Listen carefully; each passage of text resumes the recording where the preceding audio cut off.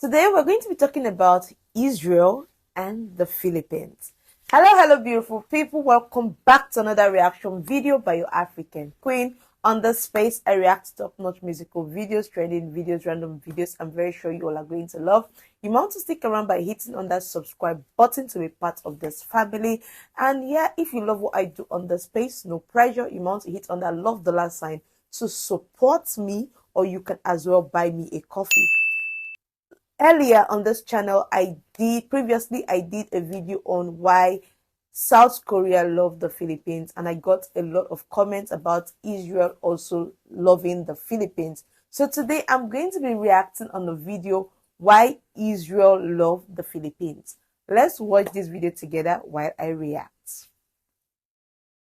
Israel and the Philippines have a very special relationship, and people don't really talk about it much. You see, the Philippines, despite being a world apart, separated by geography and culture, has a historical and wonderful relationship.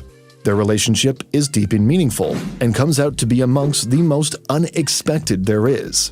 And the type of international friendship that we talk about isn't merely about trade, security, or investments. They are built on something far more different.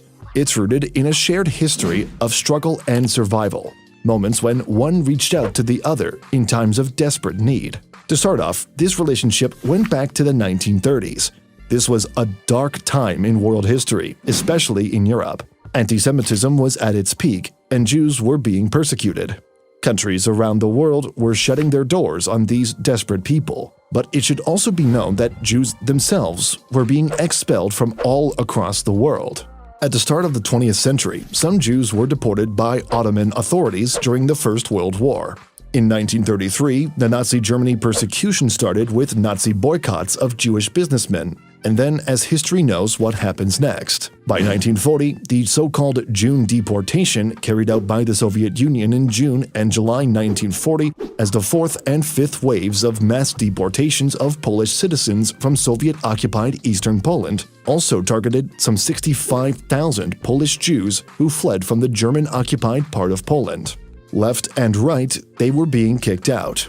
But the cusp of today's story does not belong to these expulsions, but rather what happened halfway across the globe. In the Philippine Islands, something different was happening. President Manuel L. Quezon, who was in power at the time, made an extraordinary decision that was far ahead of its time.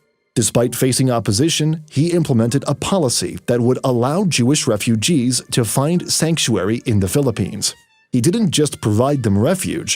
Guys, do you see what he did? The president, as at then, he allowed the Jewish people to come and stay there as refugees in Philippines. They opened their doors to the Jewish people. Like, the Philippines, they are so kind, honestly.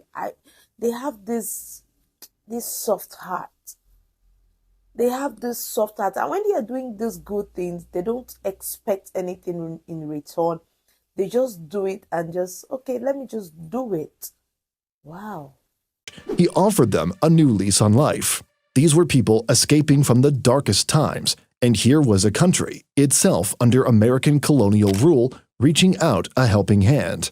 And this was by no means an easy decision. The opposition he faced was harsh. His enemies criticized him for letting communist Jews in, and even his political allies scolded him for it. Yet for some reason, President Manuel Quezon had sympathized with the Jews. Being a Catholic, which was also the biggest religion in the Philippines, had pushed him a year later to fight for the entry of 10,000 Jews from Germany and Austria in the Philippines. His rivals used this idea to their advantage by calling Jews communists and claiming they wanted to control the world. They also said it would be difficult for the Philippines to manage the logistics. Further, some opponents had also distorted the issue, accusing President Quezon of not providing land to farmers while offering land to Jewish refugees in the Philippines. But surprisingly, against all odds, President Quezon went ahead. I'm just imagining the backlash this president faced as a then when he was doing that. I just wonder how even his people, they are also going to criticize him. But he still did that regardless. And provided visas to 10,000 German and Austrian Jews. Out of that number, however, only 1,200 made it to the Philippines. Some analysts pointed out the fact that the Philippines was later invaded by the Japanese. And truth be told, there wasn't really any economic gains or political favors in the fray. He did it because he believed it was the right thing to do. Even though the Philippines was not yet a fully independent nation, Quezon used what power he had to make a moral stand. This decision didn't just save lives, it laid the first stone in the foundation of a friendship that has lasted to this day. This early act of humanitarian aid was a defining moment in the relationship between the Philippines and Israel, or more accurately, between Filipinos and Jews. It showed that even when faced with great risks, the Philippines was willing to do what was right. This set the tone for a friendship that would later extend into more significant actions that would further solidify the bond between the two nations. But you might get carried out by the fact that this was the only defining moment of the relationship. No, history carried on as the Philippines became a big friend of Israel. In 1947, after the Second World War, a big vote came out from the United Nations. The world at that time was looking at the question of Palestine, a territory that had been under British control. The proposed plan was to partition Palestine into separate Jewish and Arab states. This proposal, known as the United Nations Partition Plan for Palestine or Resolution 181, was a, let's say, contentious issue. The stage was set and the stakes were high. If the resolution passed, it would lead to the establishment of the State of Israel. However, getting enough countries to say yes was a monumental task. But that day would come. Out of the 58 UN members at that time, 33 voted in favor, 13 were against, and 10 abstained. But what came out to be the most surprising is that the Philippines voted in favor of establishing the State of Israel. The Philippines was also the only Asian country. Like, you know when I tell you guys that Filipinos, they are loyal, it's something I've experienced and I know. Look at, they still maintain that stance and they were in support of Israel all through. This is not about investment. This is not anything political. They were just doing it because they feel what they are doing is right. To ever vote in favor. Okay, so you might then ask, why is this such a big deal? Well, because that vote was a close call.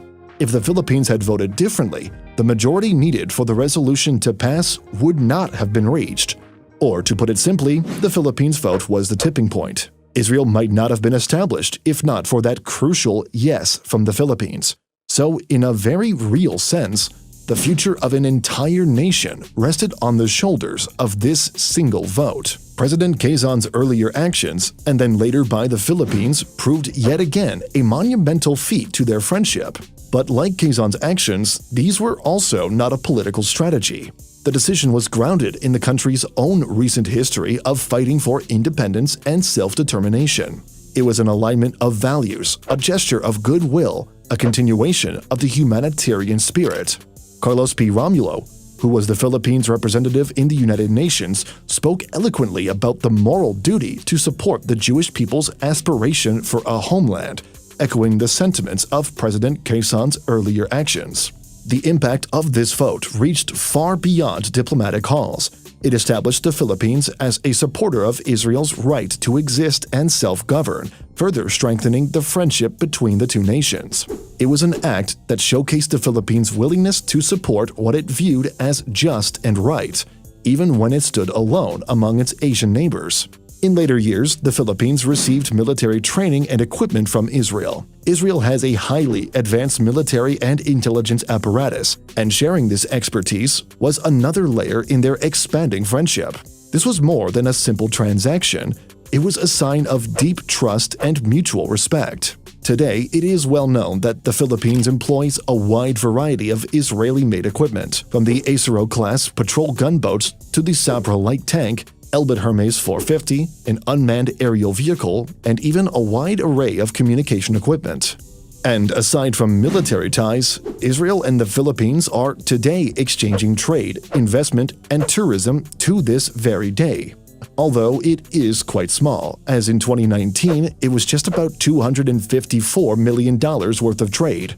Tourism, on the other hand, saw around 30,000 Filipino tourists visiting Israel each year prior to the pandemic. And finally, there is also a small Filipino diaspora in Israel.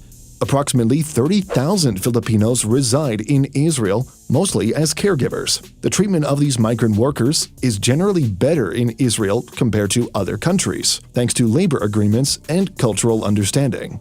But anyway, do let us know what you think. Thanks for watching. Can you guys see that at times when you are doing something that your heart tells you is right, at the end of the day is going to benefit you? You can see that these two countries, they are benefiting from each other. Even when they needed to cast a vote, if Israel is supposed to be an existing country, Filipinos supported in that, which is a good one.